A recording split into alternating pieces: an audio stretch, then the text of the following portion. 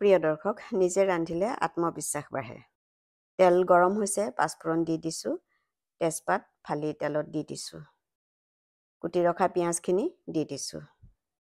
থেতেলিয়াই লোৱা জালুক, আদা, নহৰু আৰু কাটি লোৱা জলকীয়া তেলত দি ভালদৰে লৰাই দিলোঁ। হালধি আৰু নিমখ দিলোঁ। মছলাৰ কেঁচা গোন্ধ যোৱালৈকে ভালদৰে লৰাই দিলোঁ। তেল বিৰিঙিছে, পখিয়াই পুৰি কাটি লোৱা থলুৱা কুকুৰাৰ মাংসখিনি দি ভালদৰে লৰাই দিছোঁ। সিজিবলৈ অলপ সময় ঢাকি দিছোঁ। মাংসৰ পৰা তেল বিৰিঙিছে, কাটি ৰখা পাহাৰীয়া কলডিল দিছোঁ, লগত কেইটামান আলু মিহিকৈ কাটি দিছোঁ।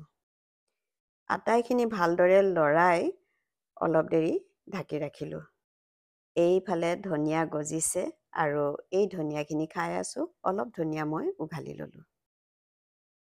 তৰকাৰীখনত আকৌ তেল ওলাইছে, এতিয়া উতলা পানী ঢালি দিছোঁ। তেজপাতখিনি উলিয়াই দিছোঁ। ধনিয়াখিনি ভালদৰে বাছি ধুই মাংস তৰকাৰীত দি দিছোঁ। খুব ধুনীয়া গোন্ধাইছে। গৰমে গৰমে খাবলৈ লৈছোঁ। খাবলৈ সঁচাকৈয়ে খুবেই সোৱাদ লগা হৈছিল। ধন্যবাদ।